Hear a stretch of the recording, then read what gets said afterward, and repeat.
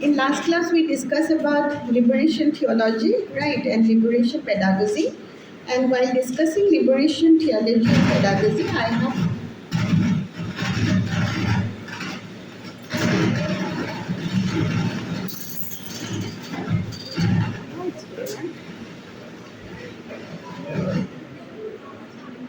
okay.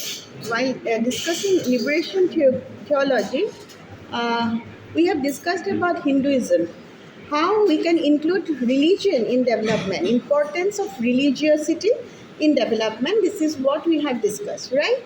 And we have also said that Hinduism is uh, a very vast cult and it has been increasing over the years as it includes the Smartism and it includes even the Vaishnavism, Jainism, so Vaishnavism basically, Shaktism, and also you see Saivism. So you actually see the cult of Hinduism is increasing, and we get to find the eclectic blend of theology in Gandhi's ideology.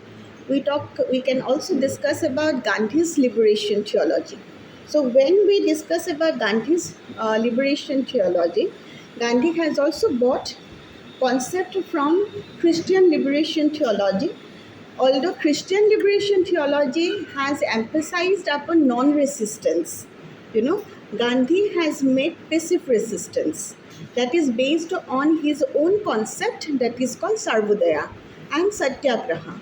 What does Satyagraha means for Gandhi? Is Satyagraha. Satya means truth. When you say Agraha, Agraha means force. That is the force of truth. So that's what Gandhi has emphasized upon in his liberation theology.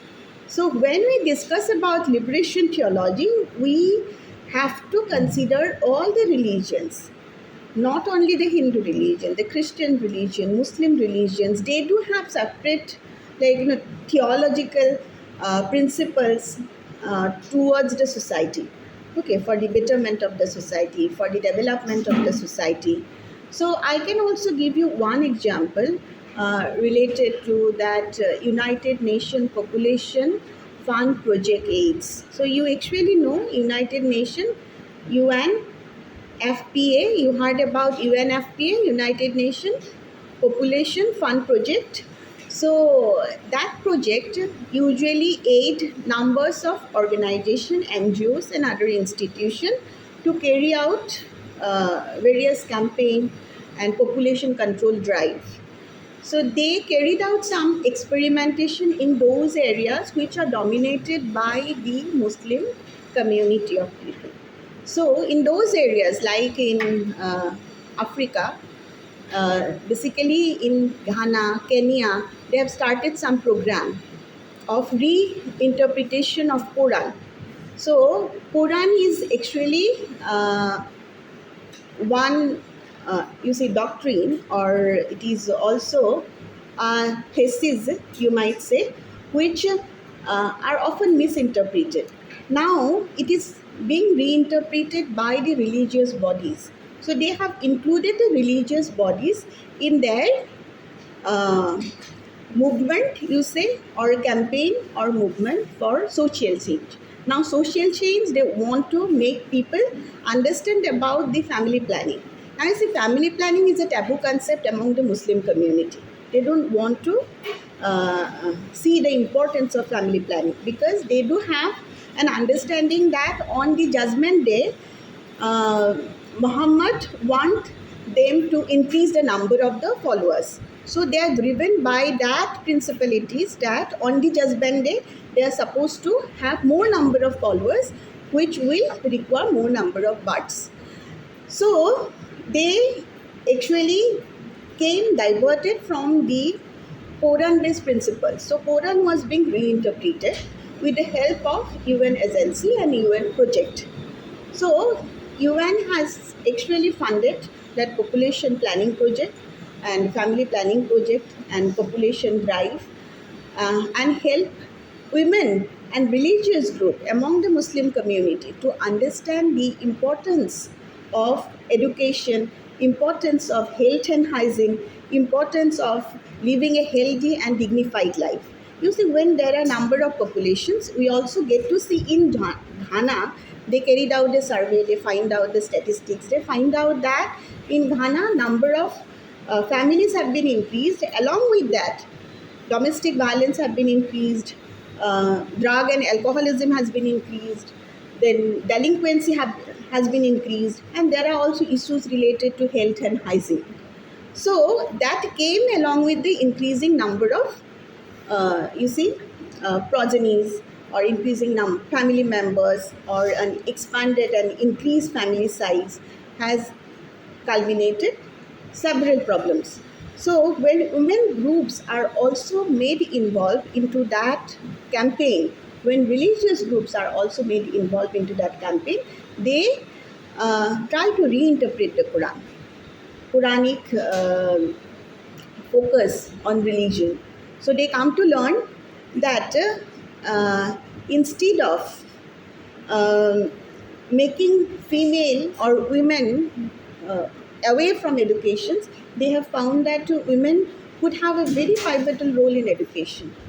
So before that program, women were kept away from educations. They were not given educations. Their roles were very confined and inferior to their husband and confined to household. But after that program, you actually get to see there is a transition in women's right.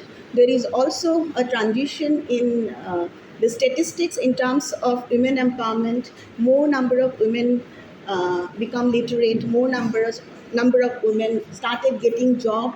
Okay, so they have started coming out from that household, the confinement of household, and also started voicing out their problems and demanding justice.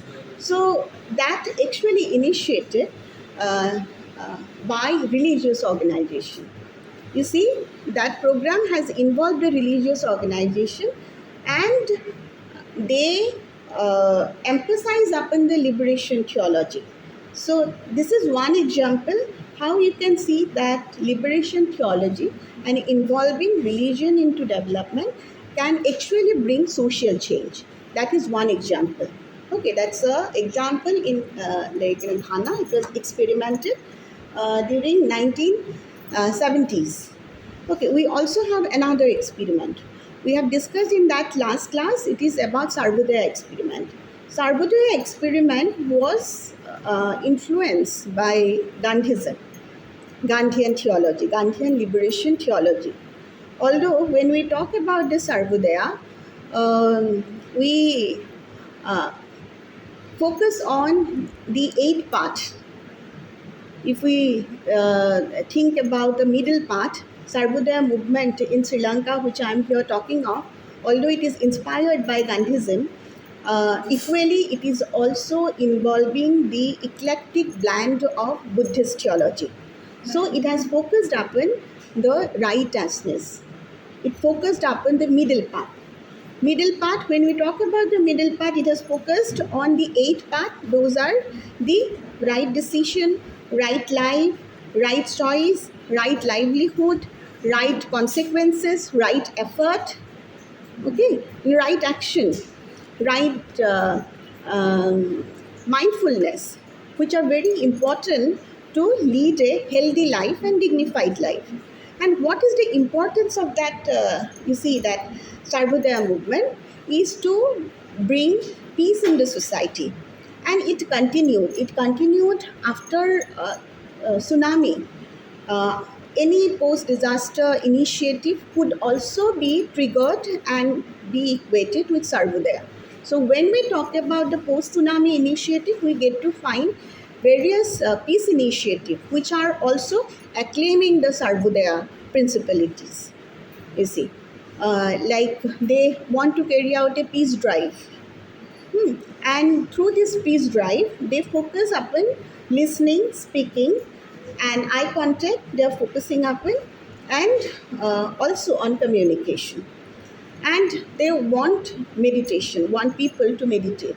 Initially, let me tell you, this drive was started in 1958, and it got verbal abuse and attack from right-wing parties from India.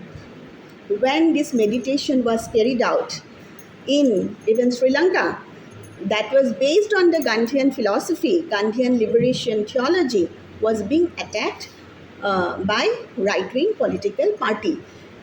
According to them, why to involve those terrorists and try to bring peace in them? Because the very philosophy of that movement is to mobilize who are in the extremism, in terrorism, mobilize them and also encourage them to meditate.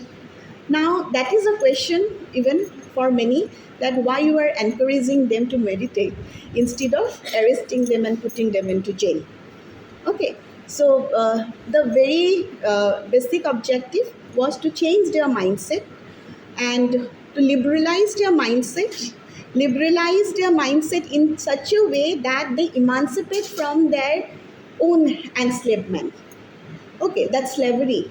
They are being enslaved by fear. I have already told you, other trauma, enslaved by insecurities. It is important for them to meditate so that they can enslave, they can free from that slavery, and they can contribute to the society. Okay, so they uh, accumulated themselves in one place, Kandi. So you could also find out Kandi movement or Kandi Peace Mediation Center. There is also a temple called Temple of Truth, where people, traumatized people, are being accumulated. They meditate and they also try to heal themselves. So meditation is a way to heal themselves, was being, emphasized upon during 1958, based on the Gandhian liberation theology, and that was also being already, communicated across the world during 1958 60s. So it is not entirely a very new concept, yoga and meditation for India. Now it is highlighted as an instrument of public diplomacy, but it has been there already. Okay, so that movement was, that Sarvodaya movement was started during 1958 by Arya Ratne. Arya Ratne has started that movement, and it was carried out. It was carried out for next few decades, and it also becomes another important instrument to mobilize people during post-disaster period. Post-disaster period, you see the tsunami, it has already created a devastating, uh, effects across this belt. More than 98, like, 90,000 households are being destroyed, no? And 60, according to casualties, official casualties, or no, 90 lakhs household, and 63 lakhs people are being died, injured. So those whose relative experienced as casualties are being mobilized and trying to give, uh, like, give solace to them through those religious doctrine. In that way, encourage them to contribute to development. Let me tell you, along with that, Sarvodaya movement has also emphasized upon the women emancipation. Now, while emphasizing upon the women emancipation, they focus on the role, traditional role of women. Women have been involving in various ritualistic activities, because here also we get to find women influencing the clergy people, even nobility people. In a way, they are also, like, they help in moping. In Namkar, you get to see. So women are the one who maintain all the cleanliness, and they take care of hygiene and everything, and they do more work. They actually contribute more labor than male kargi. Okay, and Sarvodaya movement did not make women to even denigrate their role. They highlighted their role, and also you said that you contribute yourself that way instead of being partitioned and join in extremism, in terrorism. In Tamil Elam, many women have joined in Tamil Elam. So Sarvodaya is also one movement through which women are being restricted to join in Tamil Elam, Rather, women are asked to contribute in their locality development.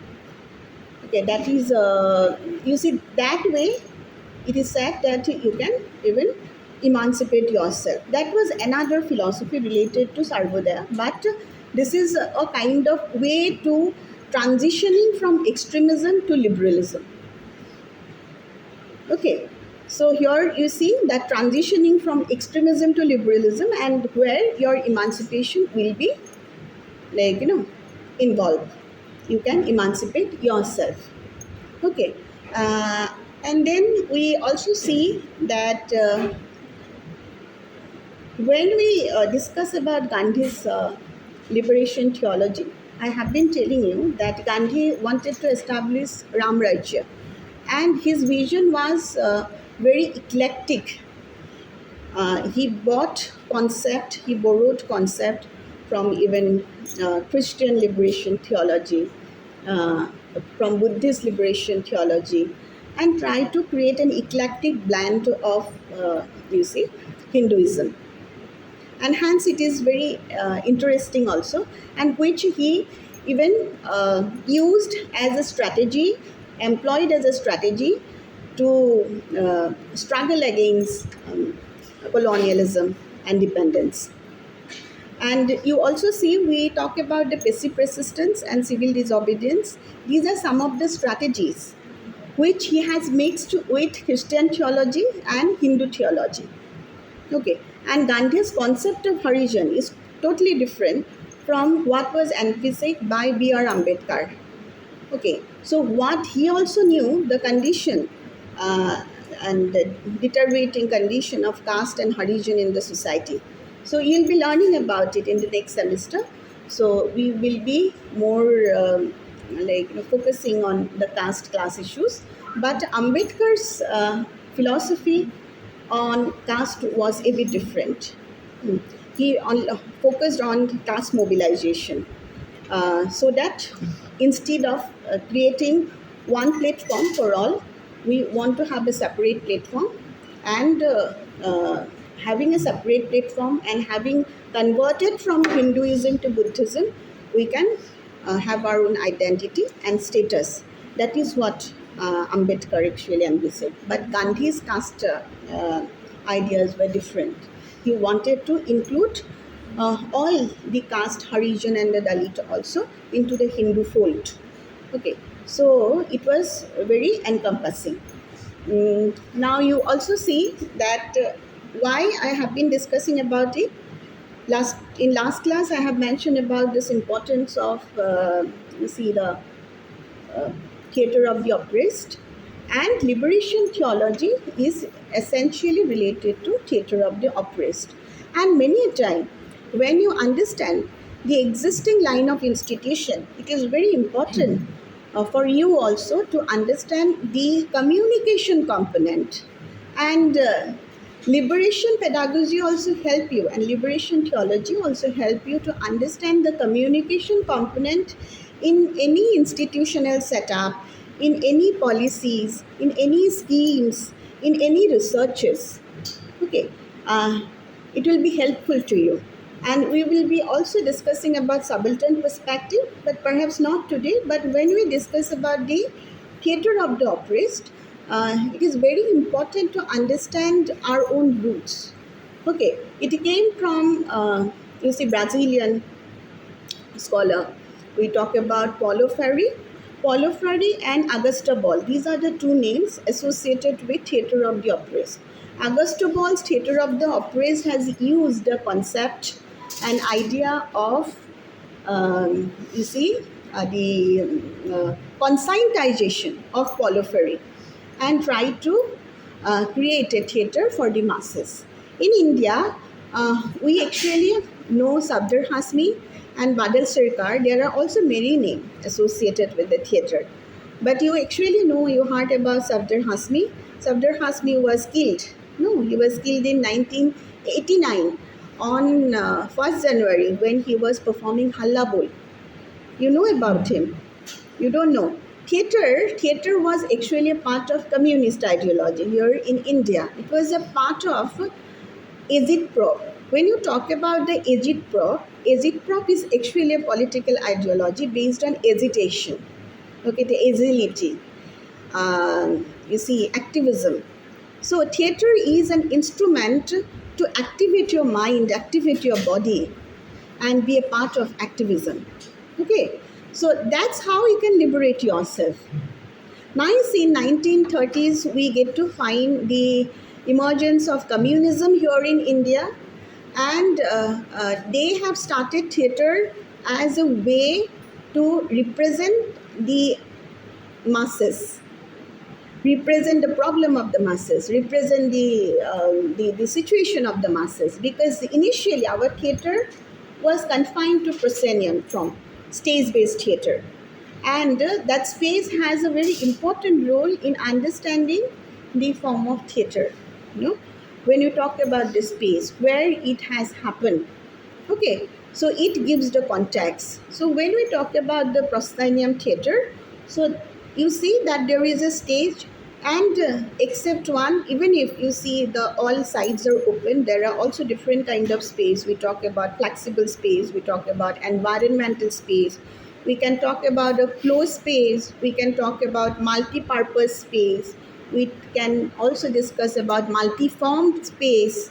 Okay, we can discuss about studio space. We can also talk about a dance floor. So these are different space all the same time, which will give content vibrancy. Okay, when you talk about this space, it will give the content of the theater a different kind of vibrancy, a different kind of aura. So when we say the folk theatre, we had folk theatre like Jatra. In India, we had folk theatre like Yakshagana, Jatra, Nautanki, Tamasa, right? We have Ramlila. So these are different forms of theatre we had in India, basically on Puranic the tales, and also on Ramayana and Mahabharata. Now you see that after 1930s and 40s, theatre has got a new form here in India. Theatre is getting much closer to masses in a way. Earlier also it was closer to masses, but now theatre tries to represent a day-to-day problem of people's, day-to-day problem, day-to-day challenges of our life. So that transition make a theatre street oriented. So initially the theatre were very long. If you talk about the time, you see this time of Ramayana, Mahabharata, Bhavna. So it consumed lot of time. Now street theatre is a brief, brief skit. A very brief skit. It is performed dealing with your day-to-day problem. And instantaneously it is performed. It doesn't need much more rehearsal. It doesn't need much more preparation. You only need to have an issue. Okay, so you can deal with that issue through live performance. And when I say live performance here, I am thinking about the body flexibility of the body, because it is not what I say, it is actually said by Badal Sarkar. Badal Sarkar, third theatre. We talk about third theatre. Third theatre is a concept. It has given rise in India by Badal Sarkar. So we also have Theatre of the West, which I already mentioned in the very first class. Theatre of the West are basically the proscenium theatre. Okay, so it is a space-based theatre. So that stage will limit your body movement. So there are large props, then costumes, makeups. So that will limit the body movement, and that will decide your performance. So there is also a script. So you need to read the script, memorize the script, and there are props which will give you understanding of that context. So that is context-based theatre driven by that proscenium and the stage and a space. But here we see that transition to street theatre, which was actually, driven by Marxist ideology or communist ideology. So initially theatre form came to India influenced by the Marxist ideology, because communist people, even the Student Federation of India, they are usually involved in street theatre. Janam is one, that theatrical unit. You might have heard IPTA is one. IPTA came up, Indian People's Theatre Association, that came in 1942. It actually established in 1942, but we consider its endeavor in 1951 because by that it actually, you see, performed the first theatre, that is Chachit. Chachit was performed by Panulal. And then Panulal was also arrested, and people who were also acted, they were arrested. Okay. Then we also see that Janam gave birth by Sabdar Hasmi in 1971. By 73, it has already performed, and it actually performed both the that is a stage theatre as well as street theatre. So that is a inclusive. We call it exclusive. Both space it has spread it. Inclusive space.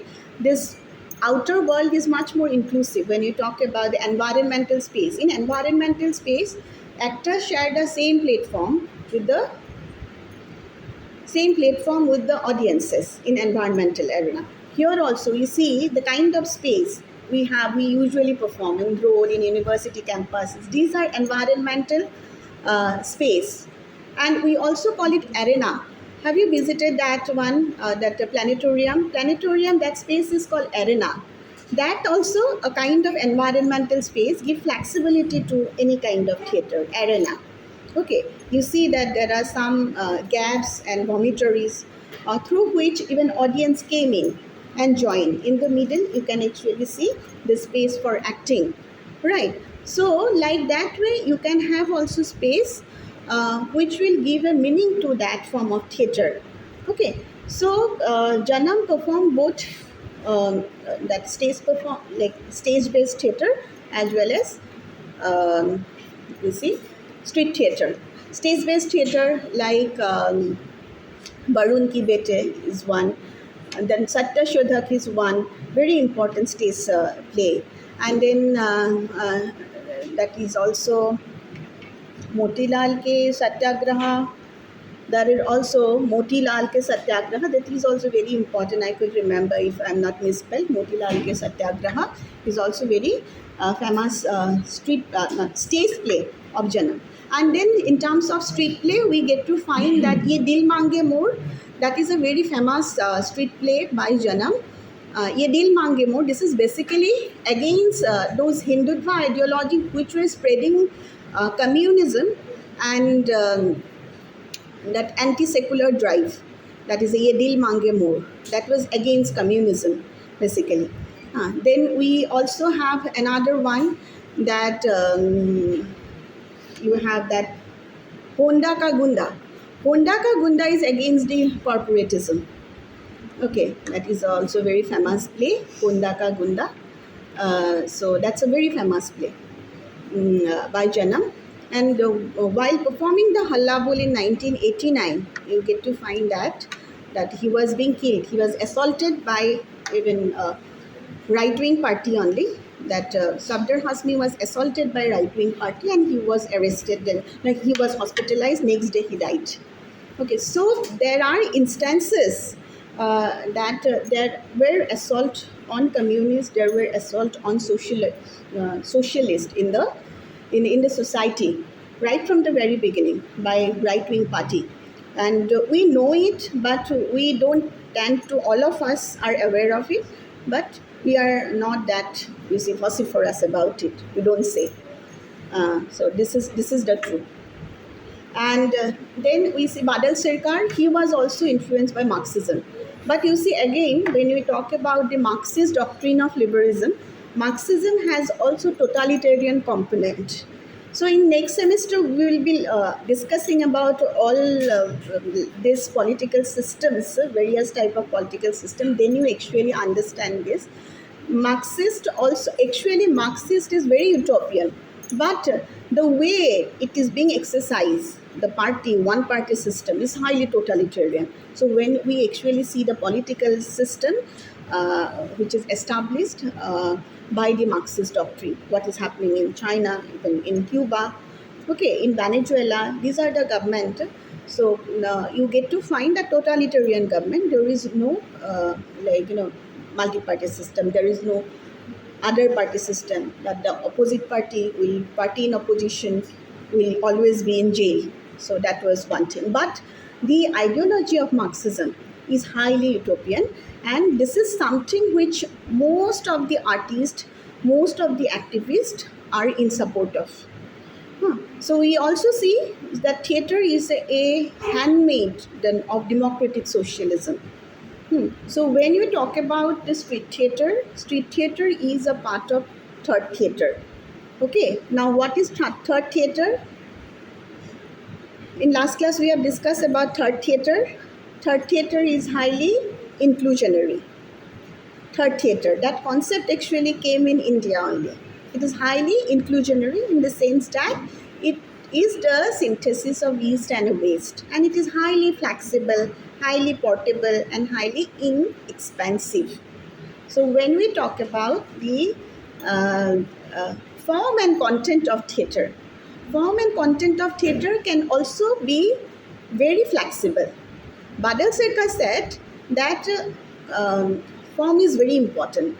But Safdar Hasmi contradict him. He said that content is important, and content will determine the form. Okay, now within third theatre, we also have Badal Sarkar, we have Safdar Hasmi, we have what's his name? Panulal is also one. Uh, uh, and when in Assam, we talk about Sukracharya. So Sukracharya, his theatre is also a part of third theatre. You know about Sukracharya under the Saltri, and his innovative approach. His innovative approach, why it is innovative? That he also used the environmental space. We call it environmental space. This is a idiom, environmental space, open space. Under the Saltri, he made the pastoral communities perform. Okay, so that was one, transitions or innovation in the form of theatre, because in Badal Sarkar theatres, we get to find the importance of the problem and challenges of middle class. He is basically inspired by the middle class people's challenges, problems, etc. So that is, he dealt with the problem of the middle class in his theatre. But in Sukracharya's theatre, who he mobilized, who Sukracharya mobilized, the pastoral communities, the village communities are mobilized, who are insecure, who are traumatized at the same time, because you see, they did not have job, they did not have employment. Okay, so he, and also due to insurgency.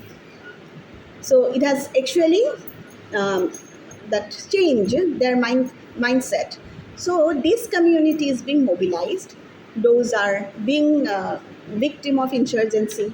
The family member is died in insurgency. One or two family member, they have actually seen insurgency from their eyes. 2-3 family members have been facing that atrocities. Okay, and also at the same time they are also victim of this uneven development. They could not get a job, they could not get employment.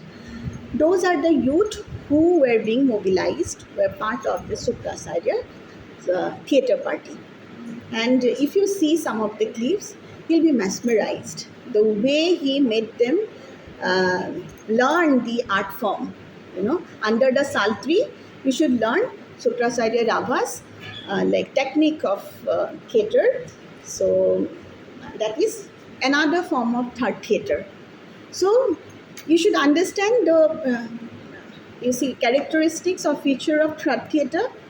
So what are the characteristics of third theatre? What are the characteristics? It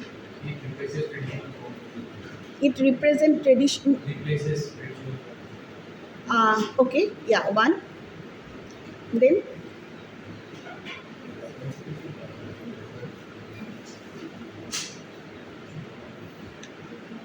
tell me some of the characteristics of third theatre. Ananya, third theatre. Tell me some of the characteristics of third theatre.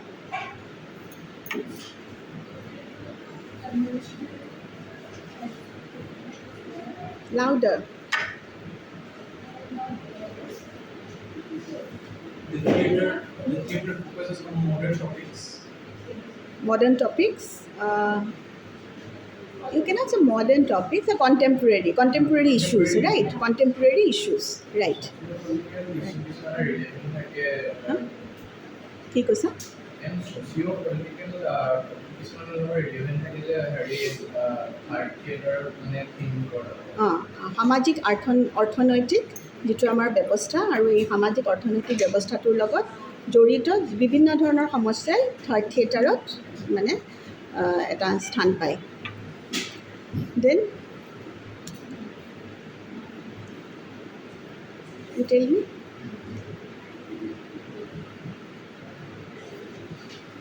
Alukana, Rini,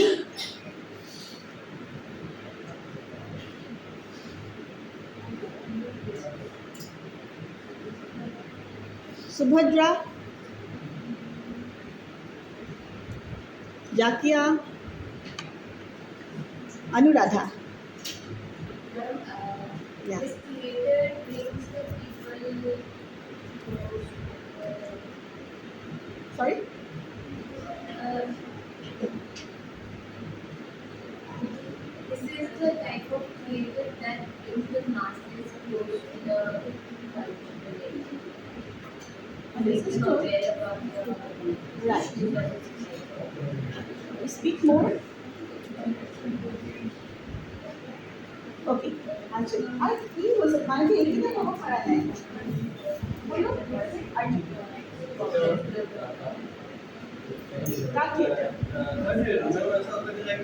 इसमें किसी content या किसी चीज की need नहीं होती है directly directly audience से इंटरेक्ट कर सकते हैं फादर सर्कल करके उन्होंने इंट्रोड्यूस किया था उसमें ये होता है जो कंटेंट होता है वो क्या बोलते हैं इंडिपेंडेंट होता है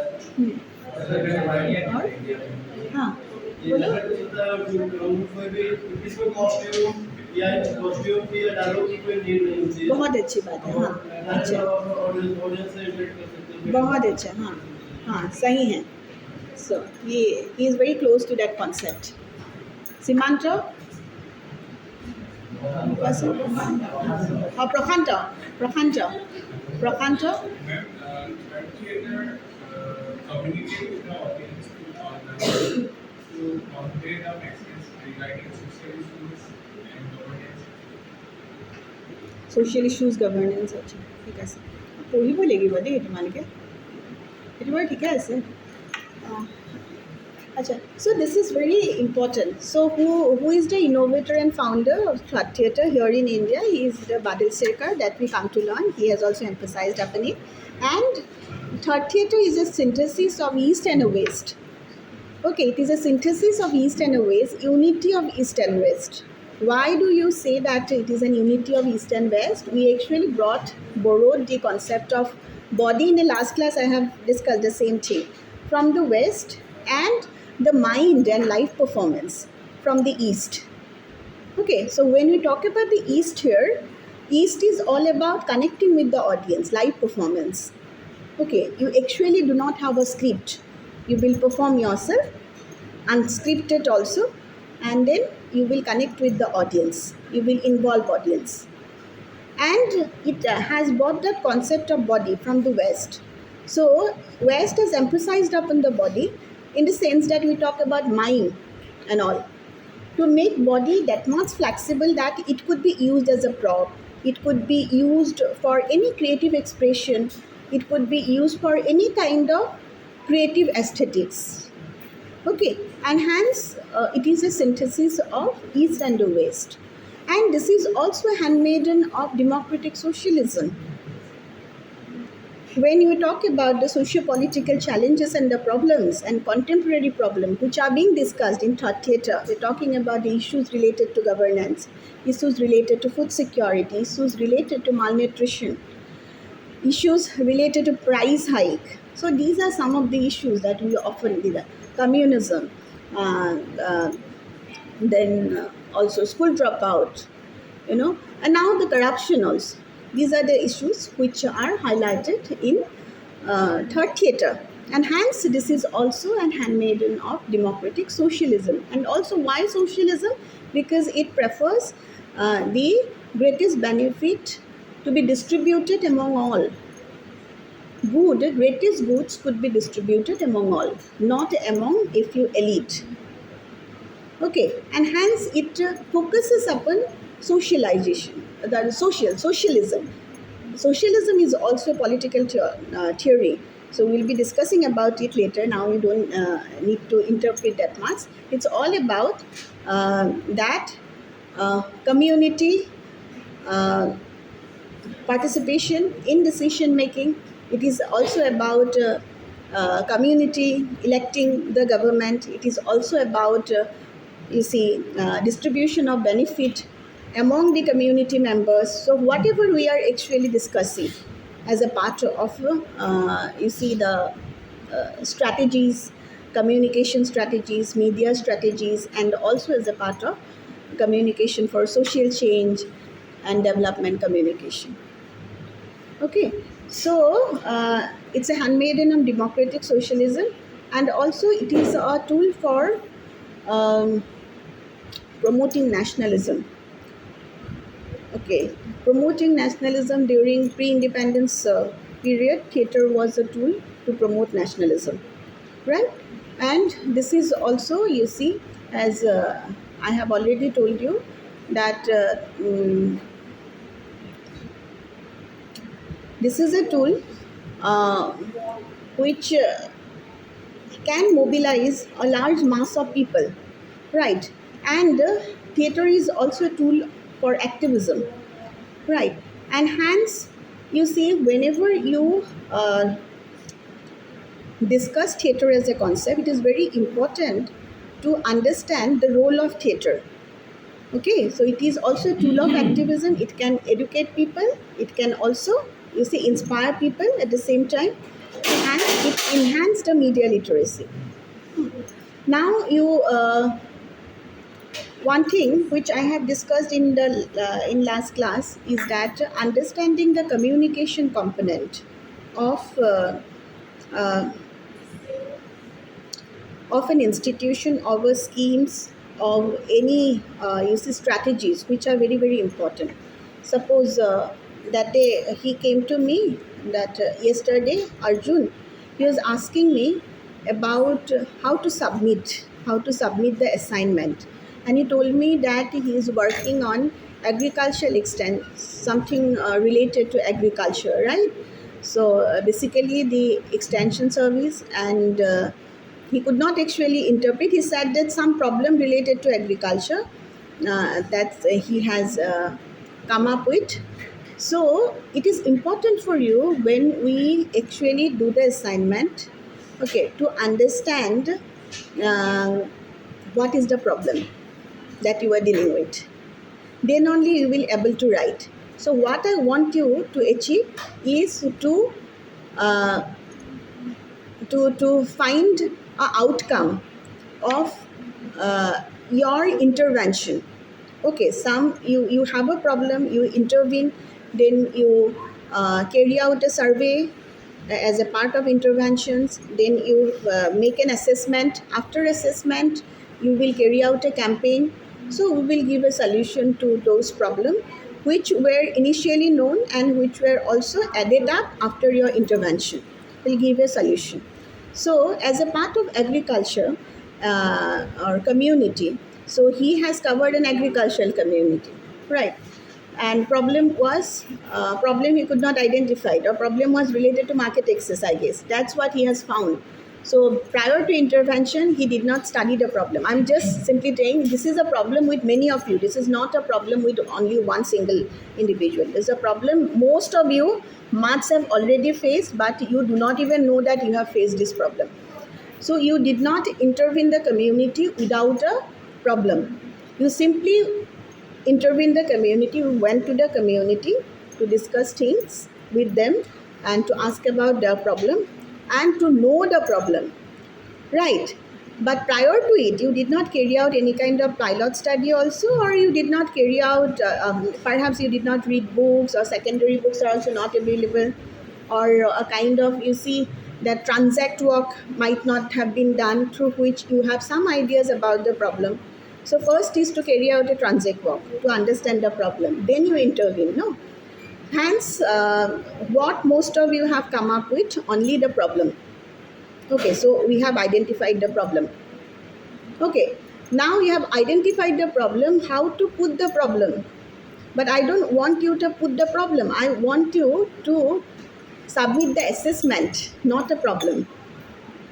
Okay, so in terms of assessment, suppose if it is related to agriculture, so you can actually find out the agricultural extension activities in one particular villages.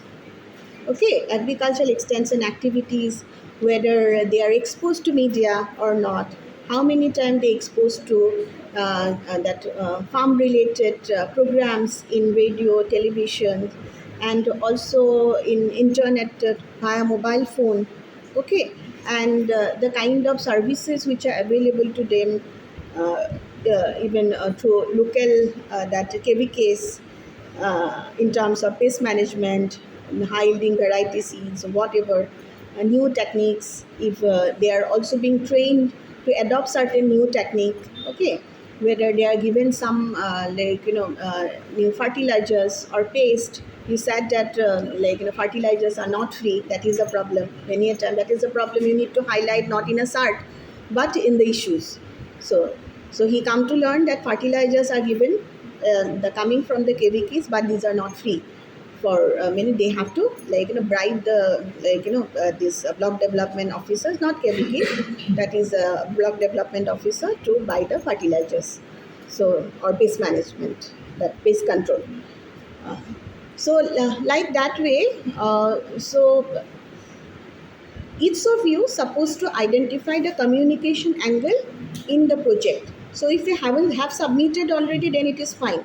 But if you have not submitted, then one thing, exposure to radio, television, exposure to even see the media is very, very important. Communities exposure to media, communities exposure to radio, television is very, very important to understand their level of media literacy. Okay, and through which you can actually make a communication intervention, because you all are dealing with communication intervention in whatever form. You may create a website through which you can disseminate information about, you see, the health and hygiene. There are problems related to health and hygiene, so you can replicate some of the existing campaign here. So it is important to understand the communication component in any strategies, any movement, any campaign. Okay, you see the Swachh Bharat Abhijan, you can see the Green Mission, that's also a national plan of actions. You need to find out the communication component in that national plan, Green Mission. That's a plan of action. How they are executing that communication component. Suppose they have built a website. Through website, they have spread awareness about the schemes, and also what people are supposed to do to get the benefit from the scheme. Step by step process has been mentioned. Then they have also provided the number of beneficiaries. So you can even now that's what government is doing. So, and that number may not be correct. But on your part, so you need to strategize it differently. If you are designing a website, if you are designing a blog, you can also write a blog. You can also maintain a video blog. You can write a blog. That might be your communication strategy, right? You can also publish a story in the newspaper on the problem and with supposed solution, right? That might be another strategy from your end, right? And also you can think about collaborating with any NGOs in becoming a part of any workshop. Let me tell you, this was not discussed earlier, but in 1 month also you can actually see some of the intervening NGO in that area. You can become a part of any training program, because in a month they usually carry out various training programs. You can become a part of the training program and workshop, and that will be a kind of, you see, uh, your stake in involvement or campaign planning. But here your role in that workshop, what you have learned, what you have done for the community, is to be highlighted and report has to be submitted. Okay, so yeah, or you can make an ad, advertising. Okay, you can make a video ad, radio ad. Okay, anything you can do. Hmm. So because that is the easiest way uh, to design a campaign or slogan, come up with some slogan. Okay, so that is it. So you see that next class we will also continue about this what we have discussed today, uh,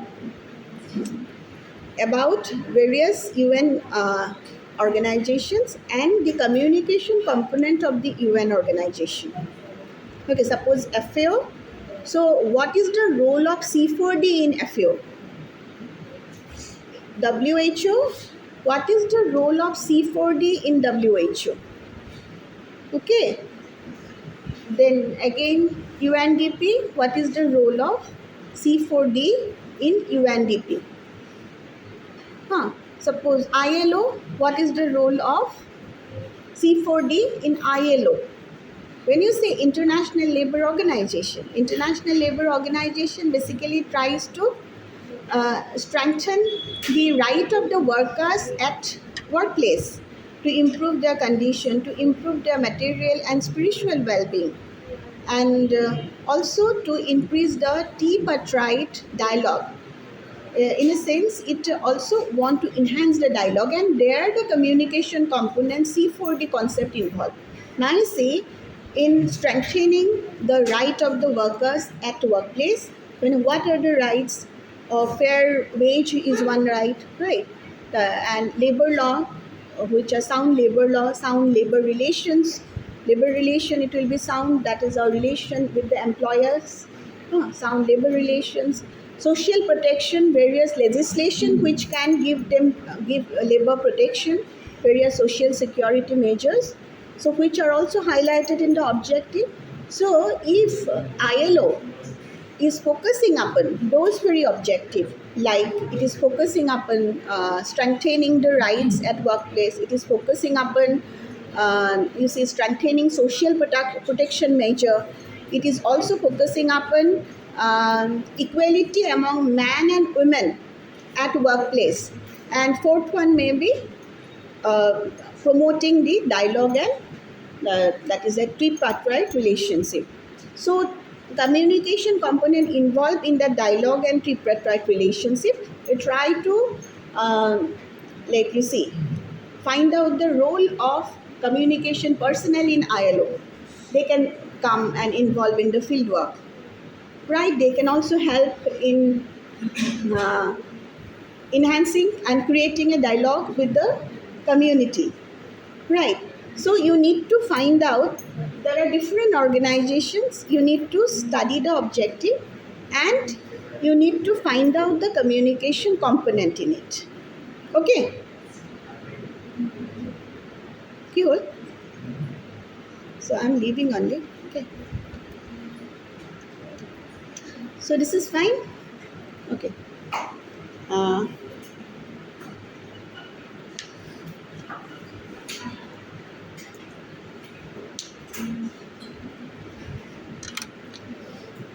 any question? Any question? No?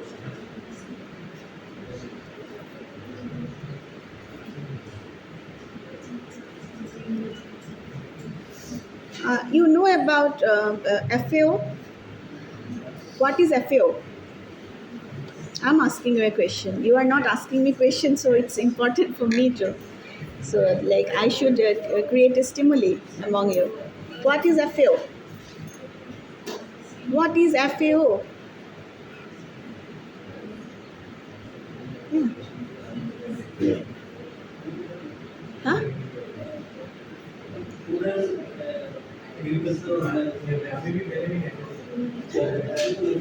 क्या है? নে এনেকুৱা হয় ন গোটেইখিনি বোলে গোটেই ৰাম কথা গালোঁ তাৰপিছত সুধিলে ৰামৰ নাম ৰাম কোন আছিলে এনেকুৱা এটা আছিলে নহয়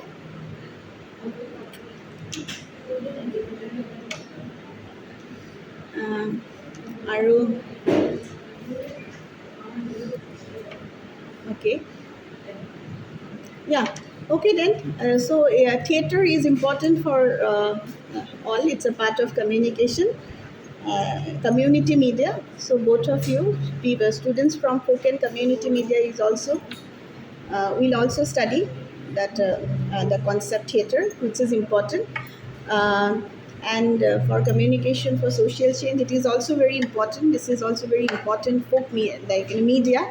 And when we discuss about and this, you see, concept, no theater and all, these were used during Chipko movement. You know about Chipko movement, you know, and thereafter there are also different uh, environment communication. Cipco movement is one form of environment communication, okay, and then we have also this Swachh Bharat Abhiyan, that is another environment communication. We have Namami Ganga program, that is also another environment communication. You could actually see some examples of environment communication program.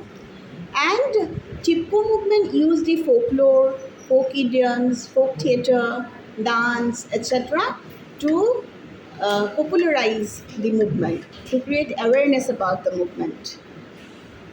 Okay, so that was also based on the you see non-resistance and passive resistance. And civil disobedience, that is also another technique which we often do. And many movement have those techniques like non-resistance. Yesterday, perhaps you have also used that darpan one, no? Darpan. I have seen the video. So that is also another part of like passive resistance strategy, tactics to like sow the that's what actual phase, right? Okay. Chalo.